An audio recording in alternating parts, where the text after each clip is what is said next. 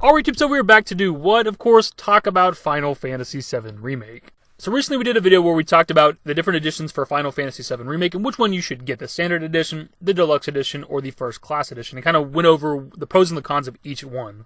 Now, for me personally, when I'm picking which edition I want, I'm looking at the in-game bonuses. I don't really care about the physical items, the soundtrack, the art book, all that other stuff.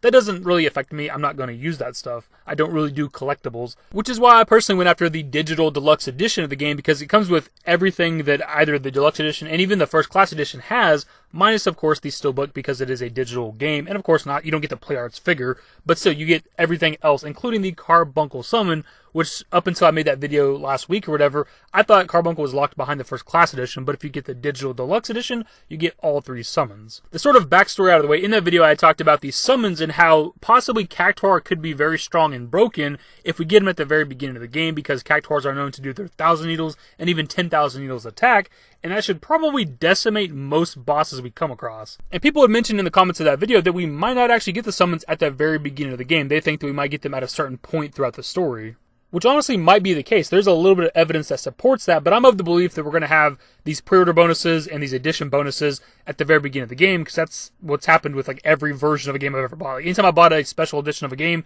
it's always had the bonus items from the very beginning of the game, the weapons, the armor, whatever. That's just the games I've played. Maybe that's not the case with every game. The evidence that kind of supports that we might not get the summons from the very beginning of the game is that we've actually seen Ifrit be summoned against Abzu, who was Apps in the original game, and whenever he's actually summoned, it pops up the tutorial window on the right side to explain how summons work, which would make anybody think this is the first time a summon is being used in the game since you're getting the tutorial for it.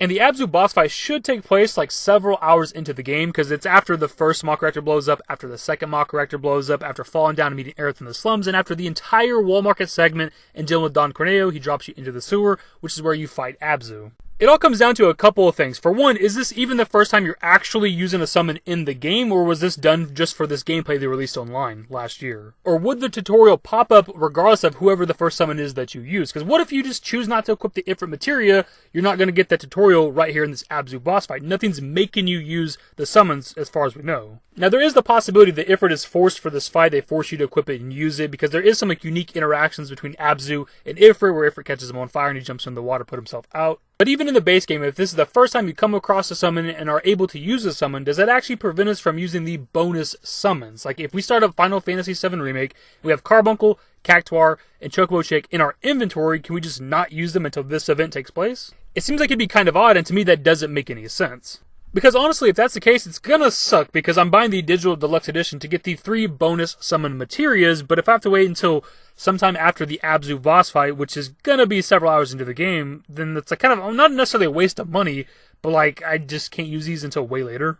But if we can use them from the very beginning of the game, how's that gonna work? Because we know that each character can only equip one summon materia at a time. You can't have a bunch of summons on one character anymore.